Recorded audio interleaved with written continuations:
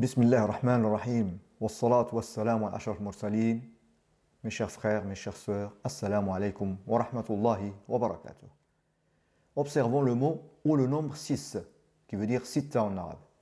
Le mot 6 ou sita se répète 7 fois dans le Coran. Et à chaque fois, le mot 6 est cité pour évoquer la durée en jours qu'Allah, le Tout-Puissant, a mis pour créer les 7 cieux et la terre. Et comme indiqué dans le Coran, Dieu a créé 7 cieux. Le mot 6 ou sita se trouve dans les versets suivants.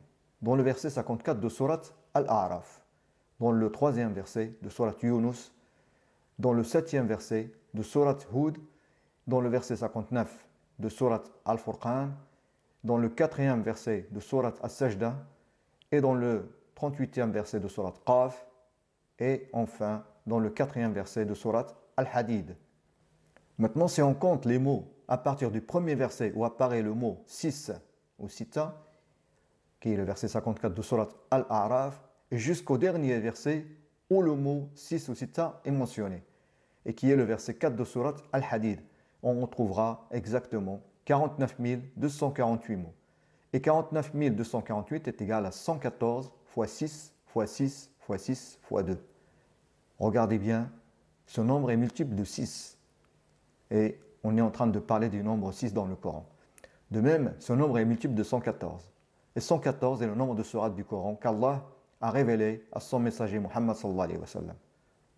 Maintenant, si on prend les nombres associés au dernier verset où le mot sita ou 6 est cité, et c'est le verset 4 de Surat Al-Hadid. Donc, ce verset se trouve dans Surat Al-Hadid qui est le numéro 57. Le numéro du verset est 4. Ce verset contient 36 mots. Et il est composé de 131 lettres. Si on fait la somme de ces 4 nombres, on obtient 228. 228 est égal à 114 fois 2. On retrouve encore un autre nombre multiple de 114. Et 114 est le nombre de sourates du Coran. Comme nous l'avons vu, le nombre 6 ou sita se répète 7 fois dans le Coran. Mais pourquoi y a-t-il des indications au nombre 114?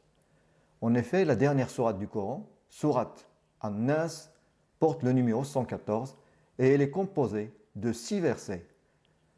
Quant à la première sourate du Coran, qui est Surat Al-Fatiha, le nombre de versets est de 7 versets.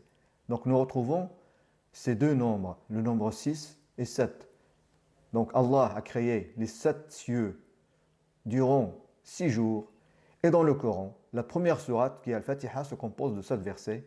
Et la dernière sourate qui est Surat Al-Nas se compose de 6 versets. Subhanallah. Comme nous l'avons vu, la première sourate du Coran comporte 7 versets, et dans le Coran, on trouve seulement une deuxième sourate qui est composée de 7 versets, c'est sourate Al-Ma'un, qui est le numéro 107.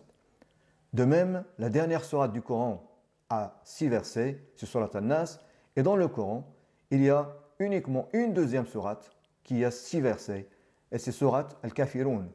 Sourate Al-Kafirun a le numéro 109. Mais quel est le mystère de ces deux sourates?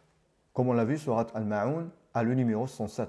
Et 107 est un nombre premier, classé 28e parmi les nombres premiers. Et Surat Al-Kafirun a le numéro 109, et 109 est un nombre premier, et qui est classé 29e parmi les nombres premiers. Si on fait la somme de ces deux classements, 28 plus 29, on trouve 57. Et 57 est le numéro de Surat Al-Hadid, où on trouve la dernière et la 7e répétition du mot 6, sita. Et 57 est aussi la somme des ordres alphabétiques du mot Coran, comme on va le voir dans la diapo suivante. En effet, le mot Coran se compose de 4 lettres.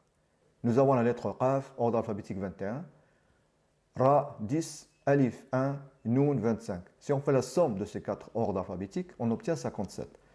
Comme on peut le voir, la somme des ordres alphabétiques du mot Coran est 57.